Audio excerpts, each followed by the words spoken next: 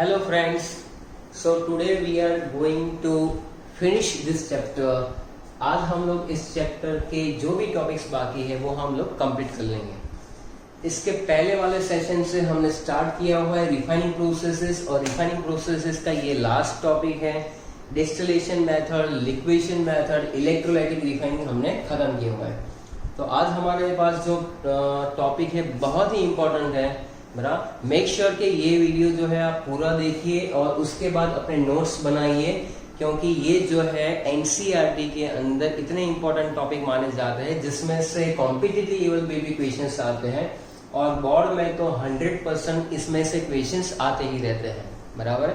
तो यहाँ पर सबसे पहला है जोन रिफाइनिंग। तो शॉर्ट में नोट्स भी बनाए हुए। जोन रिफाइनिंग मेथड किसके लिए यूज होता है तो देखिए जरा, जर्मेनियम है, सिलिकॉन है, बोरॉन है, गैलियम है और इंडियम है। ये सारे एलिमेंट जो है उसके लिए हम लोग जोन रिफाइनिंग मेथड यूज करते हैं। ओके, अब जोन रिफाइनिंग मेथड का मेन बात क्या है। मान लो कि ये जो आपके पास है वो एक आयरन का रोड है। बराबर है।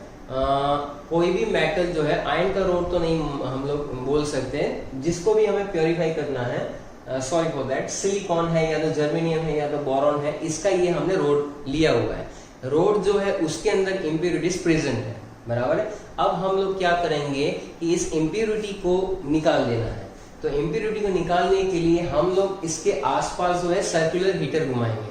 सर्कुलर हीटर जो होगा वो उसमें इस तरह से घूमेगा, जिसमें चलो मान लो कि सर्कुलर हीटर जो है ऐसे है और सर्कुलर हीटर जो है वो ऐसे आगे बढ़ रहा है। बराबर है। सर्कुलर हीटर ऊपर और नीचे, पूरा सर्कुलर हीटर जो है ये रोड जो है उसके अंदर, उसके आसपास ऐसे घूमेगा। सर्कुलर हीटर जो है वो पूरा घूमता रहता है। सर्कुलर हीटर जैसे जैसे घूमेगा तो इसका फंडामेंटल नॉलेज समझ लो तो ये क्लियर हो जाएगा। बराबर। सबसे पहली बात क्रूड मेटल है यानी कि इम्प्योरिटी है।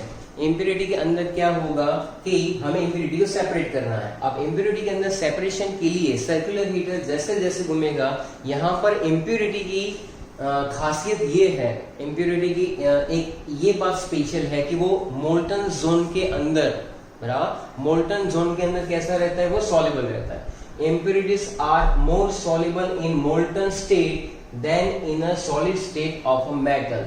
मोस्ट इंपोर्टेंट पार्ट, यानी जहां पर आपका हीटर होगा वहां पर वो चीज क्या होगी, मेल्ट हो रही होगी, और वो मेल्ट या तो मोल्टन जोन के अंदर इम्प्योरिटी प्रेजेंट होगी, बाकी वाला पार्ट जो है वो प्योर हो जाएगा। बराबर। फिगर को अच्छे से समझ लो तो ये समझ में आ जाएगा। बराबर। तो आप देखो फिगर के अंदर यहाँ पर लिखा हुआ है, ये ब्लैक वाला पार्ट जो है वो पूरा हमने कंपार्टमेंट लिया हुआ है। इसके अंदर जिसको हमें प्योरीफाई करना है उसका क्या बनाया हुआ है कि impure metal converted into bar, impure metal converted into bar, बराबर, which is heated at one end. मान लो कि यहाँ से ये हीटर जो है, सर्कुलर हीटर यहाँ से हमने घुमाना स्टार्ट किया। सर्कुलर हीटर जैसे जैसे आगे घूमेगा तो वो मेटल जो है वो प्योर होता चला जाएगा, और इम्प्योरिटी जो है वो किसके साथ मूव कर रही है, इम्प्योरिटी जो मूव कर रही है वो मोल्टन जोन के साथ मूव कर रही है। बहुत ही ज्यादा इंपॉर्टेंट है। मान लो कि सर्कुलर हीटर यहाँ पर है तो ये वाला पार्ट क्या हो रहा है, मेल्ट हो रहा है। ये हमने जो कंपार्टमेंट लिया हुआ है उसके अंदर नॉर्मल गैस एटमॉस्फेयर लिया हुआ है, जिसकी वजह से और कोई उसके साथ रिएक्शन ना करे। इनर्ट गैस एटमॉस्फेयर लिया हुआ है टू प्रिवेंट द ऑक्सीडेशन। बराबर है। फिर से सुनो ध्यान से, मैं क्या बता रहा हूँ। टेक अ बार, बराबर है, containing with impurity, when it is placed in that chamber which has a noble gas atmosphere to prevent the oxidation। बराबर है। यहाँ पर हमने वो बार को सेट कर दिया हुआ है, और ऊपर और नीचे जो है एक इंडक्शन कॉइल है जो घूमती रहती है, जो क्या करती थी, उस पार्ट को हीट करती रहती है।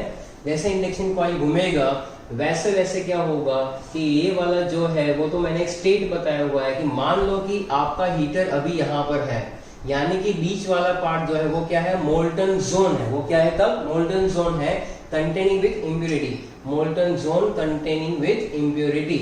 और इसके आगे वाला पार्ट जो है वो प्योर मेटल में कन्वर्ट हो जाता है, और ये जो है अभी इम्प्योर मेटल है। इंडक्शन कॉइल जैसे जैसे आगे घूमेगा ये वापस जो है मोल्टन जोन बनेगा, इसके बाद ये मोल्टन जोन बनेगा, इसके बाद ये मोल्टन जोन बनेगा। जहां पर मोल्टन जोन बनता है उसके साथ साथ इम्प्योरिटी जो है वो मूव करती जाती है और पीछे वाला पार्ट जो रह जाता है यानी कि ये वाला जो पार्ट है वो धीरे धीरे प्योर मेटल में कन्वर्ट हो जाता है। बहुत ही सिंपल सी बात है ये, बराबर है। इस तरह से अगर आप लोगों के दिमाग में बात बैठ गई तो ये जितना भी कंटेंट है वो चुटकियों के अंदर आप लर्न कर सकते हो। क्लियर है? यहाँ पर आप देख सकते हो कि ये लिखा हुआ direction of movement of molten zone and impurity. जिस साइड मोल्टन जोन जा रहा है वहां पर इम्प्योरिटी मूव कर रही है, बराबर। अब जरा पॉइंट बाय पॉइंट हम लोग डिस्कस कर लेते हैं। सबसे पहली बात इन्होंने लिखा हुआ है कि किस मेटल के लिए यूज करेंगे, germanium, silicon, boron, gallium, indium. ये पहला पॉइंट है। दूसरा पॉइंट क्या है, impurities are more soluble in molten state than in a solid state of the metal. Most important part of this topic, ये सबसे हाईलाइटेड पॉइंट होना चाहिए और फिगर आपकी मस्त होनी चाहिए, यानी ये वाली फिगर। तो उससे क्या हो जाएगा कि आप अच्छे से इसको लर्न कर सकते हो, बराबर। तो impurities are more soluble in molten state than in a solid state of a metal. When the melt of impure, इसका मतलब लिखा है यहाँ पर कि इसको सिंप्लीफाई कैसे करें। When the melt of impure metal, यानी कि impure metal का molten part is allowed to cool, allowed to cool यानी उसको ठंडा होने के लिए जब हम लोग रखते यानी फ्रीजर में नहीं रख देना है, बराबर है। ठंडा ठंडा कूल कूल कब होगा, जब आप लगाओगे नवरत्न कूल कूल। ऐसी बात यहाँ पर है नहीं, वो आपके दिमाग की बात है। नवरत्न कूल कूल जो है वो तो बाद में लगा लेना भाई, पहले ये बोलो कि जब इम्प्योर मेटल जो है उसको हम लोग थोड़ा सा टाइम देंगे ठंडा होने के लिए तो वो प्योरीफाइड मेटल में कन्वर्ट होगा और हीटर के साथ जो पार्ट मोल्टन स्टेट में है उसके साथ इम्प्योरिटी जो है वो मूव करती जाएगी।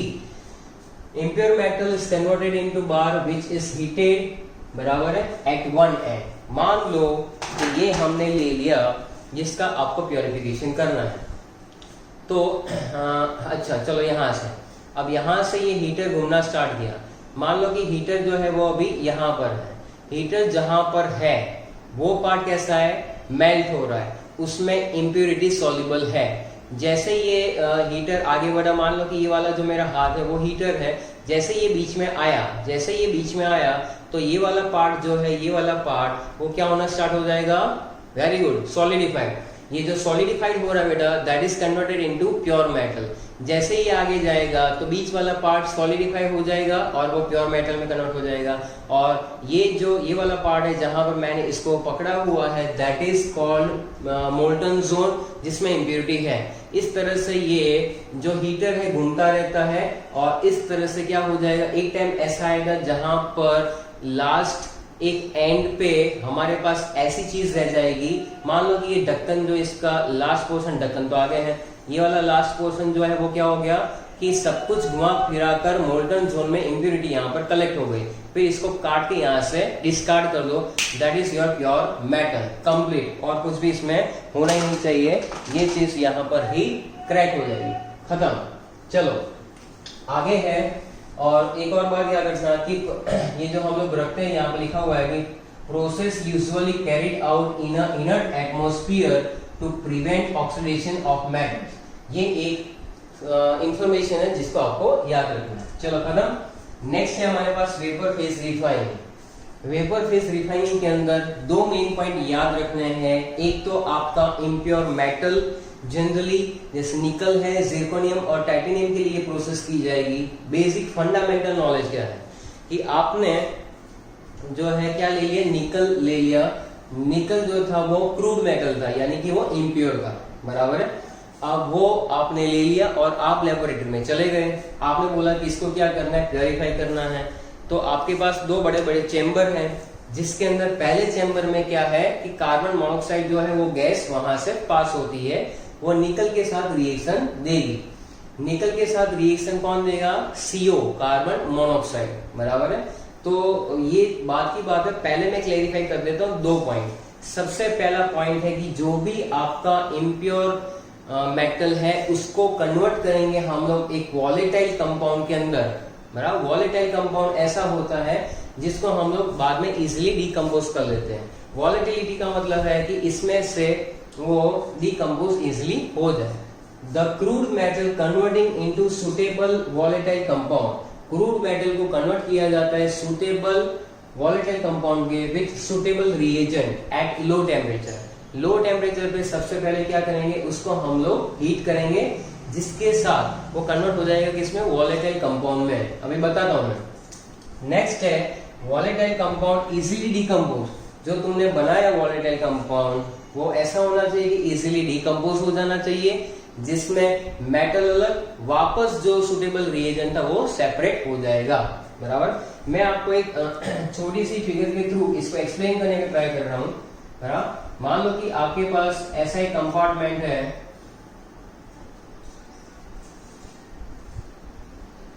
बराबर, जहां पर यहां से हम लोग सबसे पहली प्रोसेस है मॉन्ड प्रोसेस। बेटा मॉन्ड प्रोसेस को ही मैं एक्सप्लेन करने जा रहा हूं। बराबर, जरा ध्यान से देखना।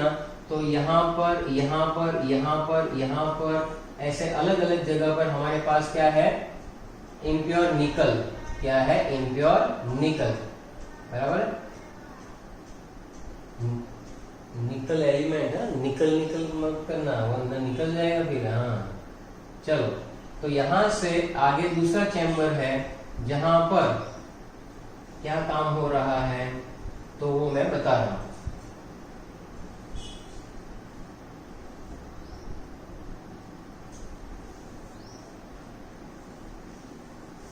चलो, अब एज्यूम करो कि ये जो पहला चैम्बर है इसके अंदर क्या लिया हुआ है मैंने, इम्प्योर निकल। क्या लिया हुआ है, इम्प्योर निकल।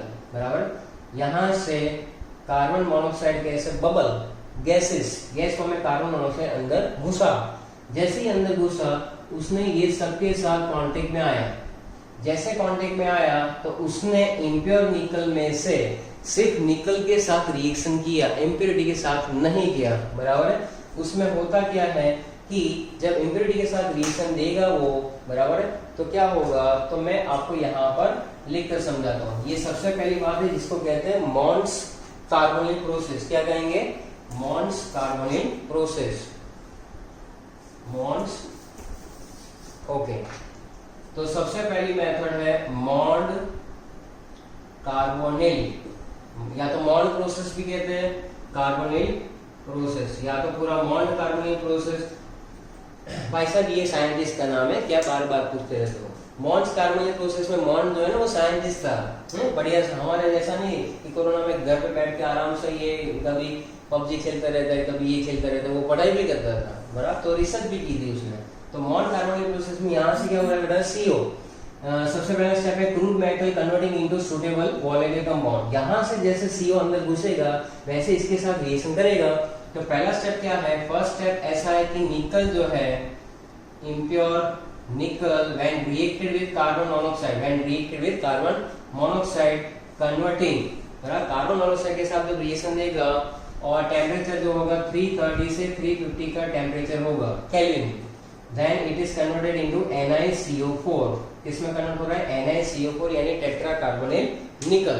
टेट्रा कार्बोनिल निकल जो है वो, अब ये NiCO4 जो बना वो यहां से आगे जाएगा। बराबर, यहां जैसे आएगा तो NiCO4 जो है, NiCO4 जो है उसमें से निकल जो है वो प्योर निकल, कौन सा, प्योर निकल नीचे रह जाएगा और यहां से डिकम्पोज होकर कार्बन मोनोऑक्साइड वापस यहां से आगे चला जाएगा। तो कार्बन मोनोऑक्साइड जो है वो वापस क्या करेगा, निकल के साथ रिएक्शन करेगा यहाँ पर। तो इसमें ऐसा है कि फर्स्ट स्टेप जो है वो क्या है, crude metal converting into suitable volatile compound, यानी कि निकल with impurity when it is reacted with 4CO carbon monoxide react only with nickel, not with impurity. So leaving behind the impurity, nickel is reacted with carbon monoxide, converted into, that is called tetracarbonyl nickel. टेट्राकार्बोनिल निकल, मतलब टेट्राकार्बोनिल निकल। और फिर इसका आगे जब तुम high temperature लेते हो थोड़ा सा 450 से 470 kelvin, so it will be converted into pure nickel plus 4CO, pure nickel के साथ वो 4CO रिलीज हो जाएगा। So that is called Mond's carbonyl process. ये CO गया और निकल यहाँ पर बाकी रह जाता है। इस तरह से इक्वेशन के साथ आप मॉन कार्बोनिल प्रोसेस को एक्सप्लेन कर सकते हैं, बराबर। अब ये मैं मिटा देता हूं।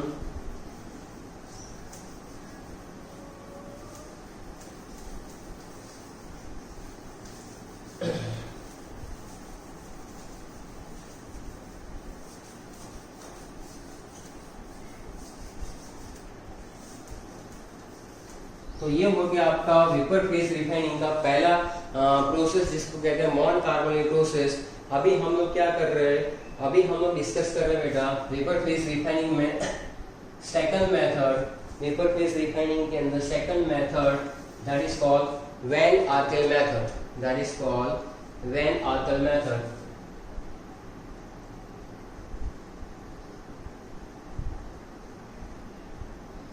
कई लोग इसको वान आर्केल मेथड भी बोलते हैं, बोले वान में आर्क लेकर एल करके जाएंगे। वैन आर्केल मेथड इसका नाम है। It is also based on scientist. सबसे पहली बात कि यहां पर अल्ट्रा प्योर एकदम हाई प्योरिटी वाली जो है मेटल को हमें ऑब्टेन करना है। अल्ट्रा प्योर कौन से मेटल है बेटा, जिरकोनियम है या तो टाइटेनियम है। ये हमें अल्ट्रा प्योर क्यों चाहिए, क्योंकि हम लोगों को इसको यूटिलाइज करना है स्पेस रिसर्च में या तो स्पेस टेक्नोलॉजी। मान लो कि स्पेस में कल को आप लोग कहीं पे खुदा ना खास्ता स्पेस टेक्नोलॉजी में काम करने लगो, बढ़िया से साइंटिस्ट बन जाओ, बराबर है। तो क्या होता है वहां पर जिरकोनियम और टाइटेनियम जो होता है उसका हमें अल्ट्रा प्योर मेटल चाहिए। अल्ट्रा प्योर मेटल का मतलब ये होता है, मान लो कि जिसके अंदर इम्प्योरिटी का लेवल बहुत ही कम है, बराबर है। After this process 10 to power -7 10 to power -9 इतनी हद तक, बराबर उतनी इम्प्योरिटी बता रहा हूं, इतनी प्योरिटी होनी चाहिए कि उसमें 10 to power -7 या तो 10 to power -9 जो है वो इतनी ही इम्प्योरिटी हो सकती है और ज्यादा नहीं। तो अगर आपने स्पेस रिसर्च में काम करना चालू किया और वहां पर कोई पुर्जे खराब हो गए तो फिर चलेगा नहीं, वापस लटकते हुए नीचे आ जाओगे, पता नहीं कहाँ पे गिरोगे, कौन से समुद्र में, कौन जानेगा, कौन पकड़ेगा आपको, बराबर है। इसलिए क्या करना है, सबसे पहला point ultra pure zirconium and titanium, बराबर है। स्पेस टेक्नोलॉजी में यूज होने वाला इम्प्योरिटी इसमें कौन कौन सी हो सकती है, तो इम्प्योरिटी जो है उसमें ऑक्सीजन या तो नाइट्रोजन होंगी। तो हम लोग क्या करेंगे, इसको जो है, इसको यानी किसको, चलो किसको, जिरकोनियम जो है उसका रिएक्शन करवाएंगे हम लोग सबसे पहले आयोडीन के साथ। जिरकोनियम का रिएक्शन करवाएंगे आयोडीन के साथ, तो ये देगा आपको ZrI4। क्या देगा, ZrI4। और ये कुछ होता है, कुछ अप्रोक्सीमेटली 870 केल्विन के आसपास रहता है। जिरकोनियम का जब हम रिएक्शन कराएंगे आयोडीन के साथ, दैट इज 870 केल्विन, तो ये कन्वर्ट हो जाएगा ZrI4 के अंदर। ये पहला स्टेप जिसमें जिरकोनियम इम्प्योरिटी के साथ था, आयोडीन ने सिर्फ जिरकोनियम के साथ रिएक्शन दिया और क्या बनाया, टेट्रा आयोडो जिरकोनियम, या तो जिरकोनियम टेट्रा आयोडाइड भी लिख सकते हो। नेक्स्ट स्टेप में जब हम लोग जाएंगे तो क्या करेंगे, जिरकोनियम जो है ZrI4 को हम लोग डिकम्पोज करेंगे। डिकम्पोज करने के लिए हमारे पास टेम्परेचर जो है वो काफी ज्यादा होना चाहिए, दैट इज 2075 केल्विन, बराबर। तो ये वापस कन्वर्ट हो जाएगा जिरकोनियम प्लस 2I2। यहाँ पर मैं बता देता हूँ, इसके साथ रिएक्शन तो पहले लेवल पे इम्प्योरिटी क्रैक हो जाती है और ये बना देता है zirconium plus iodine. So that is all about zirconium, बराबर। इसको जनरली इवैक्यूएटेड वेसल के अंदर लेकर प्रैक्टिकल किया जाता है और हीट दी जाती है। इम्प्योरिटी ऑक्सीजन नाइट्रोजन मैंने आपको बताई, हीटिंग इन इवैक्यूएटेड वेसल। इसी तरह से कुछ हम लोग टाइटेनियम की बात करेंगे।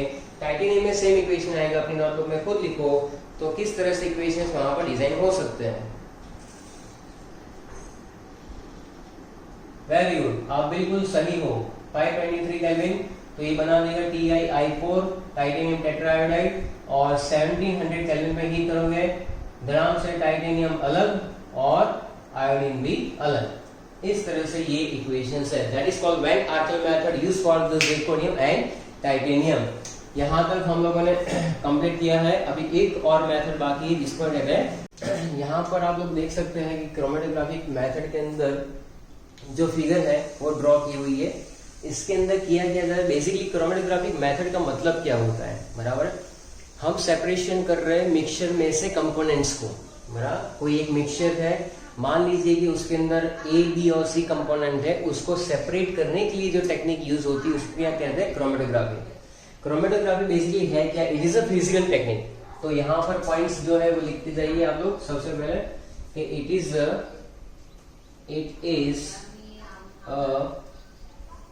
फिजिकल टेक्निक, बराबर। ये एक फिजिकल टेक्निक है, बराबर, जो कितनी चीजों से बनी हुई है, इट कंटेन्स 2 फेज, बराबर। इसमें 2 फेज है बेटा। इसमें पहला फेज है जिसको कहते हैं stationary phase. Generally stationary phase के अंदर क्या यूज होता है, या तो Al2O3 यूज होता है, एल्यूमिना, या तो होता है सिलिका जेल, एल्यूमिना या तो सिलिका जेल। स्टेशनरी फेज जो है वो हमें यूज करना है। अभी हम लोग फिगर के अंदर एक्सप्लेन करेंगे कि स्टेशनरी फेज क्या होता है। एक और होता है जिसको हम लोग कहते हैं मोबाइल फेज, बराबर। दूसरा जो होता है वो मोबाइल फेज होता है। मोबाइल फेज जो है यानी मूविंग फेज, बराबर। मोबाइल फेज जो है वो मूविंग फेज होता है। उसके अंदर हम लोग यूज करते हैं लिक्विड या तो गैस, बराबर। स्टेशनरी फेज के अंदर जनरली क्या यूज किया जाता है, सॉलिड यूज किया जाता है। जैसे यहाँ पे लिखा हुआ Al2O3 और silica gel, that is solid. तो स्टेशनरी फेज में बेसिकली सॉलिड यूज होता है, बराबर, या तो टाइटली बाउंड लिक्विड, क्या होगा, टाइटली बाउंड लिक्विड, ये यूज होगा, बराबर। स्टेशनरी फेज का मतलब क्या हुआ, either we are using Al2O3 silica gel जो सॉलिड है, और टाइटली बाउंड लिक्विड का मतलब क्या, आप एक कागज ले लो, बराबर। कागज जो है उसको ऐसे पकड़ो और नीचे पानी को सिर्फ टच कर रहा है, वैसे देखो तो पानी धीरे धीरे धीरे उसके अंदर क्या होने लगेगा, एब्जॉर्ब होने लगेगा। तो एक एग्जांपल बता रहा हूँ कि सेल्यूलोज जो है, पेपर किससे बना हुआ है, सेल्यूलोज से बना हुआ है, उसके अंदर वाटर के मॉलिक्यूल्स जो कंबाइंड रहते हैं, इसको कहते हैं टाइटली बाउंड लिक्विड, बराबर है। तो वो एग्जाम्पल है जिसमें हम लोग स्टेशनरी फेज लेते हैं। मोबाइल फेज जनरली लिक्विड हो सकता है या तो गैस हो सकता है। बेसिकली क्रोमेटोग्राफी की बहुत सारी मेथड्स हैं, जैसे पेपर क्रोमेटोग्राफी, बराबर, यानी कि पीसी लिखेंगे पेपर क्रोमेटोग्राफी है। फिर आएगा जीसी गैस क्रोमेटोग्राफी, एक आएगा लिक्विड क्रोमेटोग्राफी, लिक्विड क्रोमेटोग्राफी भी रहेगा, बराबर। एलसी कहते हैं liquid chromatography based on mass spectra. एक होती है हाई परफॉर्मेंस लिक्विड क्रोमेटोग्राफी, एक होती है कॉलम क्रोमेटोग्राफी। क्रोमेटोग्राफी पूरा चैप्टर है, यहाँ पर एक पैराग्राफ दिया हुआ है। तो पेपर क्रोमेटोग्राफी, जीसी यानी gas chromatography, liquid chromatography, LCMS liquid chromatography based on mass spectra, HPLC यानी high performance liquid chromatography, column chromatography. आपके सिलेबस में एक ही है, वो ये समझना है, बहुत ही सिंपल सी बात है। तो एक कॉलम जो है वो हमने लिया हुआ है कॉलम क्रोमेटोग्राफी को एक्सप्लेन करने के लिए। तो कॉलम क्रोमेटोग्राफी जो है उसके अंदर हम लोग करेंगे क्या, तो आप देख सकते हैं कि यहाँ पर हम लोग अप्लाई करेंगे। चलो सबसे पहले आप लोग फिगर ड्रॉ कीजिए। फिगर के अंदर ये जो मैंने ड्रॉ किया हुआ है, सबसे नीचे जो है ये ग्लास वूल है। सबसे नीचे क्या ले लीजिए आप, ग्लास वूल। ग्लास वूल जो है उसके ऊपर हमने भरा हुआ है जिसको कहते हैं एड्सोर्बेंट, बराबर। एड्सोर्बेंट यानी जिसके ऊपर एब्जॉर्प्शन होना है। अब एब्जॉर्प्शन यानी क्या, मान लो कि आपके घर में पानी की बोतल है या तो पानी का जग है, बराबर है। हम लोग समर में क्या करते हैं, उसको यूज करते हैं, बाद में समर खत्म हो जाने पे क्योंकि ठंडा पानी चाहिए, बराबर, ठंडा ठंडा कूल कूल। अभी हमें उसको मान लीजिए कि साफ करके रख देना है, तो हम लोग क्या करेंगे, उसको साफ करेंगे, फिर उसके अंदर एक छोटा सा पैकेट आता है, बराबर, व्हाइट कलर की पुड़िया आती है। वो पुड़िया के अंदर क्या होता है, सिलिका जेल होता है। तो सिलिका जेल करता क्या है, उसमें से मॉइस्चर को एब्जॉर्ब करता है। मान लीजिए ये सिलिका जेल है, तो उसके ऊपर जो मॉलिक्यूल्स जो है वो एब्जॉर्ब हो सकते हैं।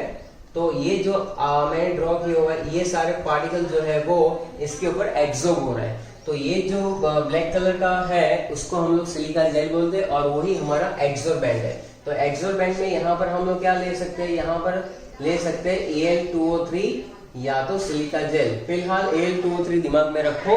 Al2O3 यहाँ पर आपका है स्टेशनरी फेज। स्टेशनरी फेज यानी वो हिलेगा नहीं, स्टेबल रहेगा।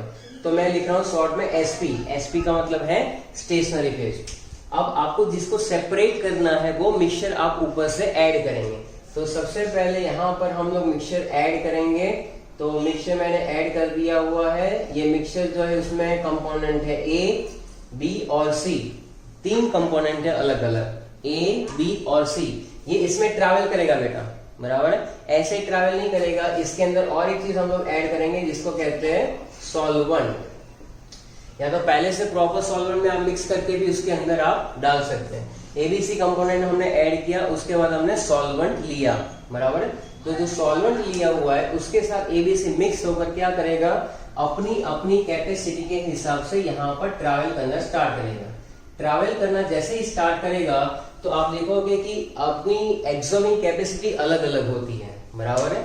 मान लीजिए कि एक सब्सटेंस है जिसके ऊपर कोई पार्टिकल्स एब्जॉर्ब कर रहा है, तो ए पार्टिकल ज्यादा एब्जॉर्ब करेगा, बी पार्टिकल कम करेगा, सी उससे भी कम करेगा।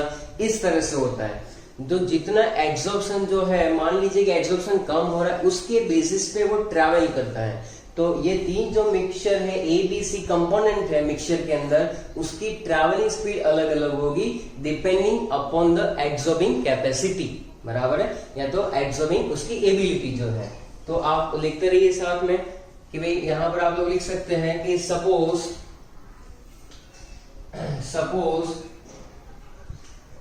a mixture of A, B and C, mixture of A plus B plus C is added with suitable solvent, बराबर।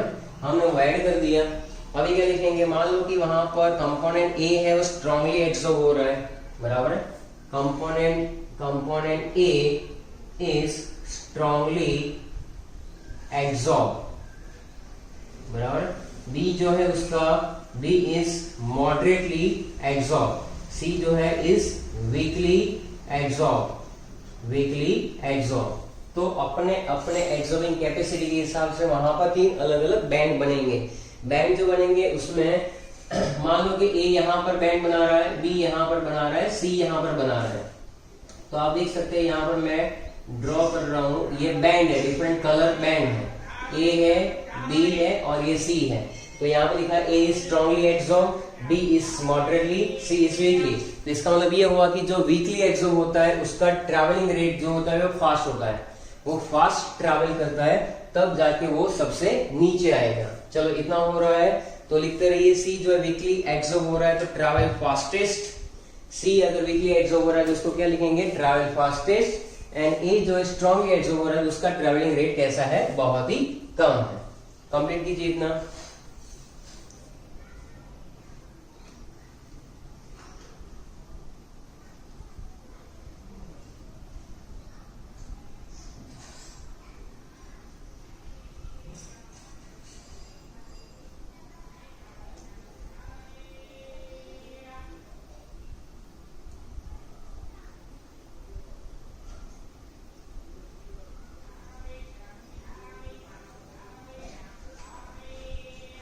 अब ये एग्जॉर्ब हो चुके हैं, उसके बाद हम लोग क्या करेंगे, लिख लिया इतना, बराबर है। अब ये कहानी यहाँ पर आकर रुकेगी। तो ये चीजें जो है कंप्लीट करते जाइए। शॉर्ट में लिख रहा हूँ, आपको पता चले और लिखने में और समझने में इजी रहे, बराबर। फटाफट। It is a physical technique. Stationary phase और मोबाइल फेज है। स्टेशनरी फेज वहां पर ही रहेगा। मोबाइल फेज कहाँ पर लिख सकते हैं, तो ये जो आपने मिक्सचर डाला हुआ है एबीसी का मिक्सचर जो है, उसी को हम लोग क्या करेंगे, वहां पर मोबाइल फेज कहेंगे। मोबाइल फेज जो इसमें ट्रैवल कर रहा है। पेपर क्रोमेटोग्राफी, ये टाइप्स के क्रोमेटोग्राफी के, बराबर है। अब आप देखिए मेन बात क्या थी, different component of mixture are absorb to different extent on absorbent. Absorbent क्या था, Al2O3, उसके ऊपर एब्सॉर्ब कौन हो रहा है, A, B and C। तो अपनी अपनी एब्सॉर्बिंग कैपेसिटी के हिसाब से वो एब्सॉर्ब हो रहा है, इसलिए लिखा हुआ है कि different component of mixture are absorb to different extent on absorbent. यानी कि A जो है स्ट्रांगली एब्सॉर्ब हो रहा है, B मॉडरेट और C वीकली एब्सॉर्ब हो रहा है। इसलिए कह सकते हैं कि C का ट्रैवलिंग रेट सबसे ज्यादा होता है और A का सबसे कम होता है। अब हम लोग क्या करेंगे कि अब हमें इसको सेपरेट करना है। तो बाहर से एक ऐसा हम लोग सॉल्वेंट डालेंगे, दूसरा सुटेबल सॉल्वेंट, जिसके अंदर इन तीनों में से बारी बारी सब जो है वो क्या हो जाएंगे, सेपरेट हो जाएंगे। तो पहला सॉल्वेंट डाला तो मान लीजिए कि यहां से हमने सेपरेट किया, तो एक बीकर के अंदर आपका C सेपरेट हो जाएगा, दूसरे बीकर के अंदर आपका B सेपरेट हो जाएगा, तीसरे बीकर के अंदर आपका A सेपरेट हो जाएगा विद अ सुटेबल सॉल्वेंट। ये सारी बातें जो है वो जनरली आपकी लेबोरेटरी मैनुअल्स के अंदर लिखी होती है जहां पर प्रैक्टिकल परफॉर्म किया जाता है। और मैं आपको बता दूं कि जनरली कलर्ड इंक को सेपरेट करने के लिए, रेड और ब्लू इंक का सेपरेशन करने के लिए ये मेथड यूज होती है, और नाइट्रो एनिलिन्स जो है उसको भी सेपरेट करने के लिए ये मेथड यूज होगी, बराबर। तो हमने क्या डाला, ये तो हो गया। चलो सबसे पहले एड्सॉर्बेंट था, मिक्सचर लिया, मिक्सचर के अंदर हमने एक सॉल्वेंट डाला जिसकी वजह से मिक्सचर जो है ट्रैवल किया, अलग अलग जगह पर बैंड बना लिए। अच्छा, स्टेबल हो गया, चलो ठीक है। अब क्या करेंगे, अब इसको सेपरेट करना है, तो we are adding new solvent, बराबर, जिसके बेसिस पे वो ABC में सेपरेट हो गया। ये जो नया सॉल्वेंट हम लोग डालते हैं बाद में, उसको कहते हैं इल्यूएंट। क्या कहेंगे, इसके बाद जो सेपरेशन करने के लिए जो सॉल्वेंट यूज होता है उसको क्या कहते हैं, इल्यूएंट। क्या कहेंगे, इल्यूएंट। और प्रोसेस को कहेंगे इल्यूशन, बराबर है। बाद में वो यहां पर लाने के बाद वो सॉल्वेंट जो है इसको इवोपरेट करवा दो, और बाकी जो आपका कंपोनेंट बचेगा वो ABC बचेगा। तो यहां पर लिख सकते हैं कि physical and chemical methods are used to separate, physical and chemical methods are used to get component A, B and C, बराबर है। और लास्ट में मैं आपको बता दूं, ये मेथड का सबसे इंपॉर्टेंट पॉइंट जो है वो ये रहा, this technique is specially suitable. ये टेक्निक इसके लिए सुटेबल है for such elements which are available only in a minute quantity. पहली बात वो माइन्यूट क्वांटिटी में अवेलेबल हो, and the impurities are not very much different in chemical properties। उसकी जो impurity है और एलिमेंट है जिसको हमें सेपरेट करना है, उसके बीच में केमिकल प्रॉपर्टीज में ज्यादा डिफरेंस है नहीं, माइनर डिफरेंस है। From the elements to be purified, बड़ा फिर से सुनिए, this technique is specially suitable for such elements which are available only in a minute quantity, पहली बात। दूसरी, and the impurities are not very much different in the chemical property, बराबर है, of the element which will be purified, जिसको हमें purify करना है, बराबर है। तो जनरली लैंथेनॉइड जो है यहाँ पर एग्जांपल है जिसमें हम लोग ये टेक्निक जो है बेहतर तरीके से यूज कर सकते हैं, बराबर। तो आई होप ये चैप्टर जो है यहाँ पर कंप्लीट हो जाता है। आप अच्छे से पढ़ रहे होंगे घर पे, इसको लिख लिख के लर्न करना जरूरी है, बराबर। मैंने इसको एक्सप्लोर करके आपको समझाया हुआ है। इसके बाद जो यूजेस वाला पॉइंट है वो हर एक एक्सट्रैक्शन के बाद में मैंने आपको वहां पर एक्सप्लेन किया हुआ है। तो चैप्टर इज कंप्लीट, बराबर है। तो यहां तक आप कंप्लीट कर लीजिए। दूसरी बात, कुछ इंपॉर्टेंट चीजें जो है नोट्स वगैरह या कोई ना कोई लिंक डिस्क्रिप्शन बॉक्स में आपको दूंगा मैं, जिसकी हेल्प से आप थोड़ा सा विजुअलाइज कर सकेंगे और अच्छे से इसको लर्न कर पाएंगे। Thank you.